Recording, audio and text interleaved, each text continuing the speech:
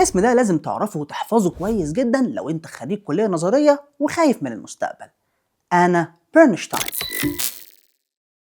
كانت مجرد كاتبة بسيطة، ودلوقتي بتاخد مرتبات تتخطى أي بروجرامر، والسر هنا كله في قوة الكلام. في 2021 لما ال AI ظهر، كل المبدعين والكتاب جالهم اكتئاب، وخلاص الروبوتات هتاخد مكاننا وتقعدنا في البيت. وأنا كانت خريجة آداب إنجليزي وكان يا دوبك مرتبها بيمشيها بالعافية، بس بدل ما تقعد تندم حظها لعبت مع الروبوت لعبة جديدة. ما أكيد يعني هتندم في الآخر، هو حد يعني يلعب مع ال AI وهتنتهي قصته بحاجة عدلة؟ يا بوزيك انت تعرف ان هي اكتشفت ثغرة خطيرة جدا؟ البروجرامرز يقدروا ان هم يطلعوا لك بالك كود عالمي، ولكن مش بيعرفوا يطلعوا اي ريزلت ابداعية من الاي اي. والآلة هنا كانت محتاجة واحد فنان في اللغة فاهم بلاغة وسياق، وده كان ملعب انا الوحيد. قدمت وقتها في شركة كوبي اي اي واشتغلت في منصب هي اللي اخترعته بنفسها، وهي برومبت انجينير، مهندسة أوامر، وبقت تقدر تبرمج ال AI بالنثر مش بالكود. والسوق دلوقتي بقى يدفع للمحترفين في المجال دوت مرتبات سنوية توصل ل 335 ألف دولار. وعلى فكرة ده مش مجرد حظ، لأن تقرير المنتدى الاقتصادي العالمي الأخير كان شايف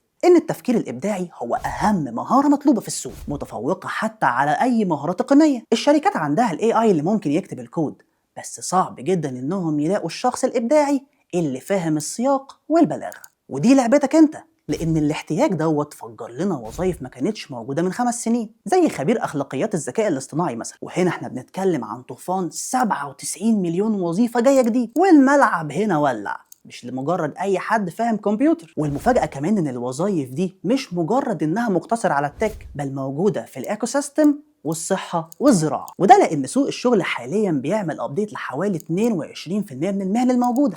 فالسؤال مش هل هتلاقي شغل، السؤال هل انت عملت أبديت لمهاراتك القديمة ولا لسه؟